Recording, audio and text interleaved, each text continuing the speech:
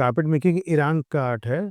जब मुगल्स सारे यहाँ पे आए, इन्वेजन किया, तो उसमें कुछ उनके पास ये स्किल्ड वीवर्स थे जो उनके सैनिक में, उनके ट्राइबल्स में चलते थे। तो एक स्टोरी है, कोई वीवर बीमार पड़ गया तो वो यहीं स्टे कर गया। जब वो स्टे बैक कर गया तो यहाँ के लोकल्स ने उस टाइम के आज से थी 200 ईयर्स अप्रोक्सीमेटली बैक, उन्होंने उसकी सेवा वेवा किया, उसको मेडिकल हेल्प दिया, असिस्टेंट दिया, उसको वेल ऑफ किया। तो उसने कहा कि जाते जाते मैं ये चीज हमने सीखा हुआ है, उसको आप सीख लीजिए, आपके साथ बिल्डिंग में काम आ जाए।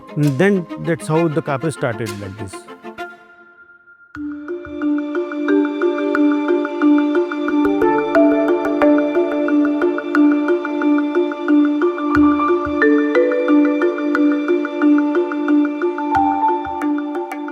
कार्पेट देखिए इस तरीके से एक ऑर्डर बेस्ड होता है।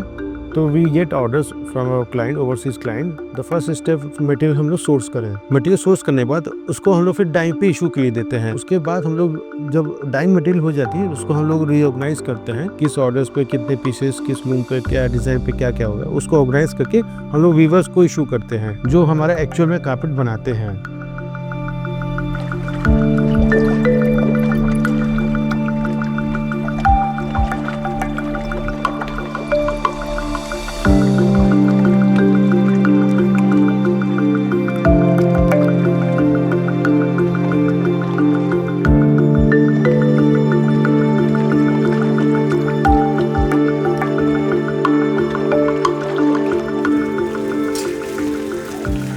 देखिए हम लोग रॉ मटेरियल जब लेते हैं तो उसका डाइंग हमको करने में लगभग 1 हफ्ता भी लग सकता है, 10 दिन लगता है, 1 दिन भी लग सकता है, डिपेंड ऑन द डायर खाली है कि नहीं का। उसके बाद और भी जॉब्स है कि नहीं है। लेकिन एक डाइंग बहुत चलिए उसमें बहुत हाई हीट टेम्परेचर चाहता है, मिनिमम मतलब 120 डिग्री 100 डिग्री की वाटर बॉइलिंग टेम्परेचर चाहता है।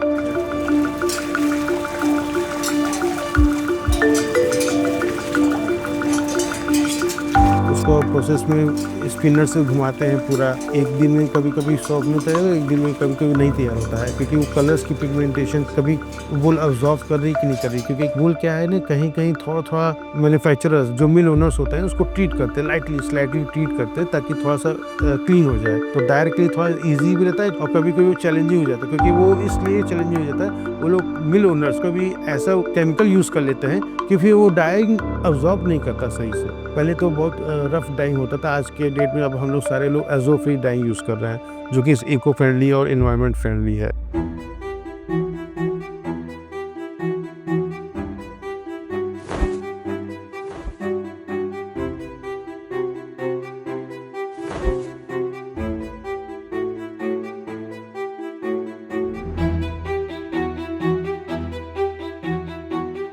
जितना इनोवेशन, जितना डिज़ाइन से हम लोग ने इसको डेवलप कर लिया, उतना भी किसी कंट्री का नहीं है। जितना इंडियंस ने हम लोग ने उस पर मास्टरी कर ली है कि हर क्वालिटी पर, हर प्राइस पॉइंट, हर सेगमेंट के लिए हम लोग जितना इनोवेट कर लिए हैं। बीन मटेरियल, बीन वीविंग तो एक पैरामीटर फिक्स है, वो वही रहेगी।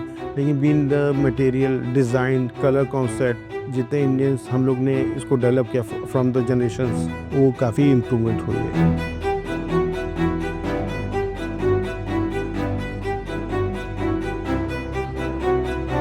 डिज़ाइन हम लोग कभी कभी अपने बनाते भी हैं, डेवलप भी करते हैं, और कुछ बायर से भी हम लोग को इनपुट्स मिलते हैं कि हमको इस डिज़ाइन में ऐसा चेंज करके दीजिए या तो सेम दे दीजिए। और कुछ मोर ऑफ ए काइंड हम लोग ट्रेडिशनल डिज़ाइन को ही रिक्रिएट करते हैं, रिप्रोड्यूस करते हैं with the new colours, with the new trends. पहले जैसे डिज़ाइन होता था कि पेपर पे होता था, और डिज़ाइनर जो रहते थे वो बाकायदा एक कारपेट का पूरा एक ड्राइंग करते थे, एक पेंट करते थे। वो एक जैसे कैनवास शीट में एक पूरे कारपेट को पेंट करना होता है, उस तरीके से स्टार्ट हुआ था। उसकी ग्राफ बनती थी, तो ग्राफ से उसको फिर मैनुअली बाय एक एक डॉट्स उसको भरते थे, कलर करते थे, पेंट करते थे। Computers make it job is much easier and much convenient and much faster, economical also. Time कम लग रहा है, आपके 1 प्रिंट में 10 प्रिंट निकाल सकते हैं एक बार में। अगर वही चीज़ मैनुअल करेगा तो उसको 1 महीना लग जाएगा उसको करने में, भरने में।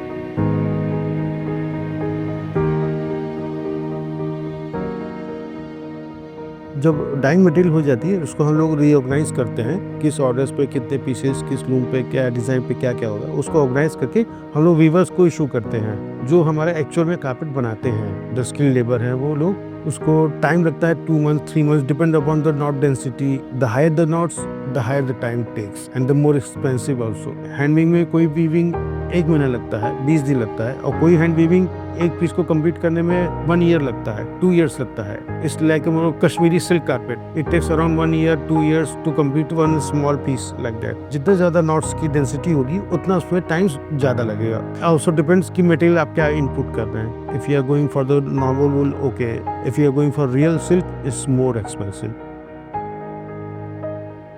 जो वीवर उसको 2 महीना 3 महीना depend the size and the quality, वो जो बीफ होके आती है तो पूरा का प्रोसेस होता है रिपेयरमेंट की, जो थोड़ा बहुत रिपेयर्स होते हैं क्योंकि हैंडवर्क जॉब है, उसमें कुछ रिपेयर्स निकलते हैं।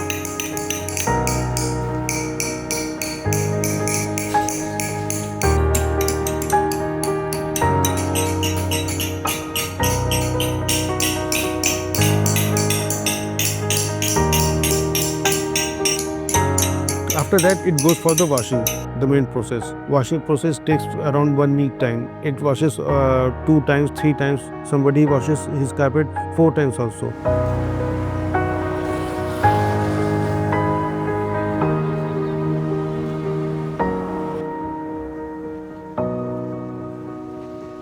After washing, it comes to us from the washerman. Then we send it to the further stretching. Stretching is the more of resizing the carpet, reshaping the carpet, balancing the size. All the sides are equal, evenly, nicely put it through.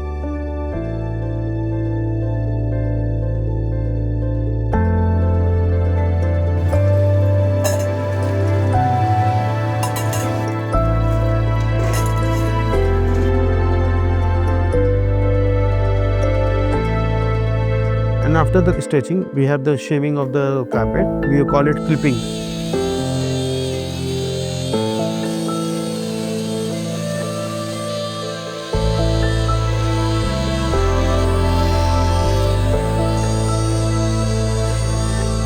And little bit then after that, we add a little bit color touch. This is a major part of the also carpet, because we have to match with the colors with the perfectly with the original carpet or the master carpet we have the with the buyer or the ourselves.